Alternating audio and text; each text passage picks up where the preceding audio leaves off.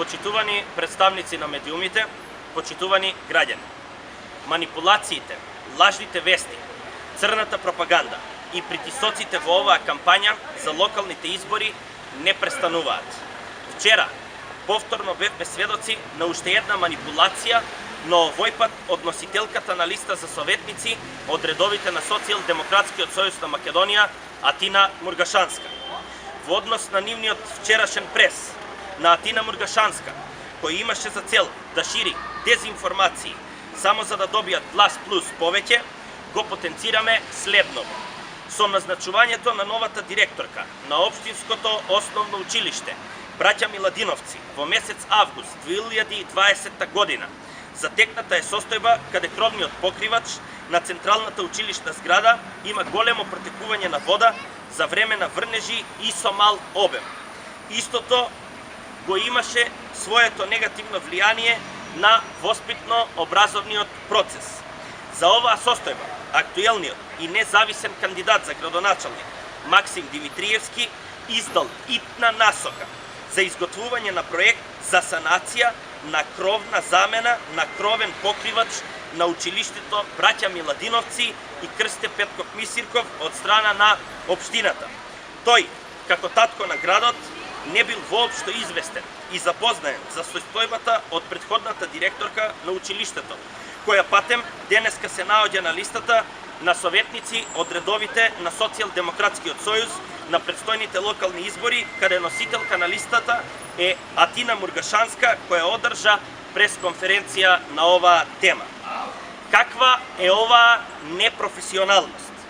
Ваш кандидат за советник, кој претходно бил директор на училиштето, не информирал никого за оваа состојба со училиштето, а денеска, без никаква совест, држиме пресконференции каде сакате да ја префрлите вашата одговорност на Максим Димитриевски.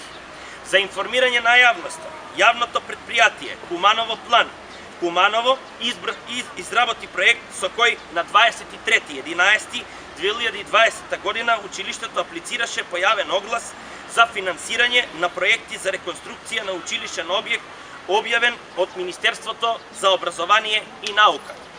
Проектот е одобрен. Истиот излегол на 28.9.2021 година во службен вестник и е во постапка за прибирање на изведувач. За ова училиште издвоени биле средства со кои е извршена привремена санација од протекување на кровот, додека и официјално не отпочне имплементацијата на проектот за санација на кров на замена на кровен покривач. Најважно од се, учениците се безбедни во училиштето.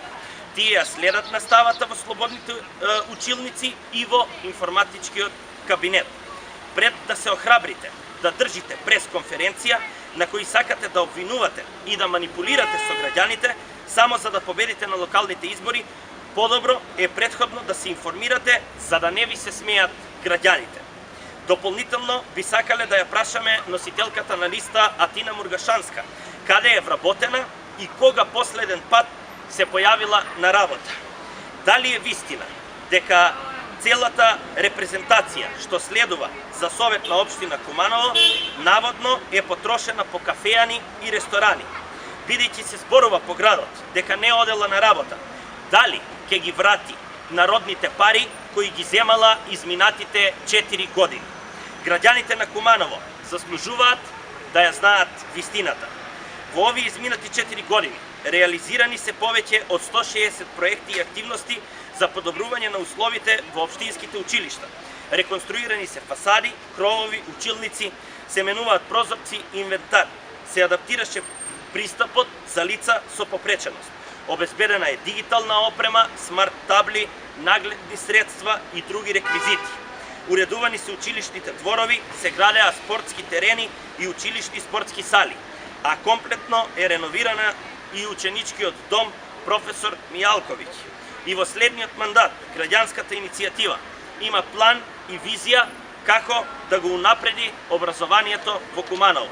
Предвидени се големи број на проекти кои ќе значат подобар квалитет на образование, подобри услови за работа на наставниците, како и поквалитетни услови за настава на учениците. За наше Куманово е победничката понуда на овие локални избори на 31 октомври. Заеднички да ја заокружиме големата победа. Ви благодарам.